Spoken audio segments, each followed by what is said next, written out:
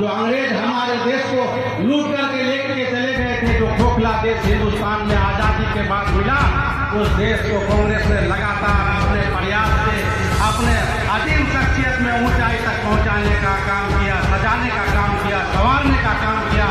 एक खुशहाल और विकसित राष्ट्र हिंदुस्तान को बनाने का काम इस देश में कांग्रेस पार्टी ने किया है। दोस्तों,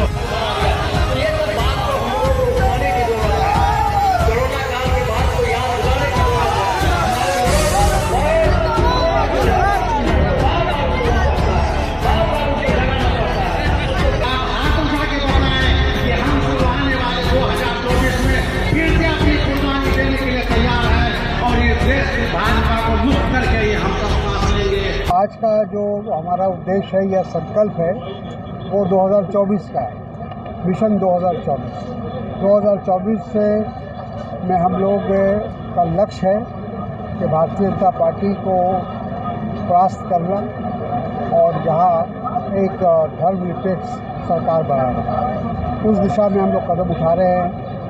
तमाम विपक्षी दलों को एकजुट करने का प्रयास चल रहा है। आपको जानकारी होगी कि 23 तारीख को पटने में सभी दलों के नेता आ रहे हैं। उसमें हमारे कांग्रेस के अध्यक्ष और राहुल गांधी जी भी आ रहे हैं। तो आगे की रूपरेखा उसमें तैयार होगी कि कैसे हम लोग 2024 का चुनाव लड़ें, ये हम लोग की कोशिश है। तो 2024 के चुनाव में ये सीट कांग्रेस के खाते में जाएगी, कांग्रेस के खाते में कटिहार संसदीय सीट जाएगी। अभी ये कहना मुश्किल है, ये तो अभी गठबंधन हम लोगों का हो रहा है, बैठ रहे हैं हम लोग। पहली बैठक हमारे तमाम आम जो समान विचारधारा के लोग हैं उनकी पहली बैठक 23 तारीख को, उसमें रूपरेखा तैयार होगी। उसमें ये तय होगा कि कौन कहाँ से लड़ेगा। मेरा ख्याल उसके बाद ही होगा। अभी इतना जल्दी हम लोग उसी नतीजे पर नहीं पहुँचे। महागठबंधन में सब चुनाव जीत चुकी है कांग्रेस। कर्नाटक का चुनाव कांग्रेस जीत चुकी है, बड़ी मुश्किल से जीती और पूरी ताकत से जीती। उसके बाद क्या आपका विजन है कांग्रेस का? हमारा विजन बहुत साफ है कि बिहार पूरे देश के लोग परिवर्तन चाहते हैं। इसकी शुरुआत कर्नाटक से हुई है और जिस तरह की कर्नाटक में कांग्रेस को सफलता मिली है पहले कभी नहीं मिली। और ये इस बात को सिद्ध करता है कि धर्म की राजनीति, सांप्रदायिक की राजनीति और झूठ की राजनीति अब इस देश में ज़्यादा दिनों तक नहीं चलेगी। तो धर्म की जो राजनीति अभी चरम पर है पूरे देश में, तो उस राजनीति को तोड़ने के लिए कांग्रेस क्या करेगी? हम लोग प्रयास कर रहे हैं और फिर तो कहा कि हम तमाम जो लाइक माइंडेड पार्टी हैं, समान विचारधारा की जो पार्टियां हैं, उनको सबको एकजुट कर रहे हैं। पिछले 2019 में जो लोकसभा का चुनाव हुआ था उसमें भारतीय जनता पार्टी को मात्र 38% वोट मिला था, यानी 62% वोट उनके खिलाफ था। उस 62% वोट को हम एकजुट करने का प्रयास कर रहे हैं। कटिहार में कांग्रेस को मजबूत बनाने के लिए डोर टू डोर गाँवों तक कार्यक्रम कब से जाना शुरू होगा? काम शुरू है, लगातार हम लोग प्रयास कर रहे हैं। हमारे जिला कांग्रेस के अध्यक्ष सुनील यादव जी यहाँ मौजूद है।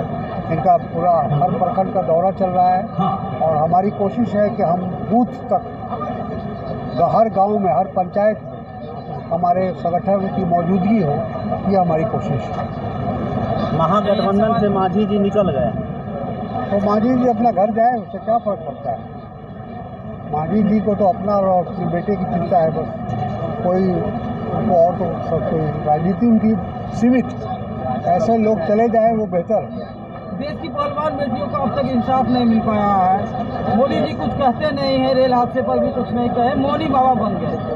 बात सही है और बहुत शर्म की बात है, लज्जा की बात है कि हमारे देश का प्रधानमंत्री, जो हमारे देश की जो गौरव रहे हैं पहलवान या महिला पहलवान, वो आज अपनी पीड़ा, अपना दर्द बयान कर रहे हैं, लेकिन इस सरकार अनसुनी कर रही है और उस व्यक्ति को बचाने की कोशिश कर रही है जो दोषी है, सिर्फ इसलिए कि वो भारतीय जनता पार्टी का नेता है और सांसद है, तो पूरी सरकार उसको बचाने में लगी है। ये दुखद है, अफसोसनाक है और इसकी कीमत प्रधानमंत्री को भी और भारतीय जनता पार्टी को चुकानी पड़ेगी। बिहार में देश में कई जगह कांग्रेस की सरकार है, वहाँ पे जो है कांग्रेस सरकार जो है शिक्षकों को राजकर्मी का दर्जा दिया है, लेकिन बिहार में जो शिक्षक जो है लगातार प्रोटेस्ट कर रहे हैं, तो कांग्रेस किस तरह से उनको समर्थन करेगी या क्या कांग्रेस किस तरह? देखिए, हम लोग का प्रयास है कि सभी लोगों को, चाहे वो शिक्षक हो या कर्मचारी हो या किसी भी क्षेत्र में काम कर रहे हों, उनको उनका अधिकार मिलना चाहिए। हम लोग इस पर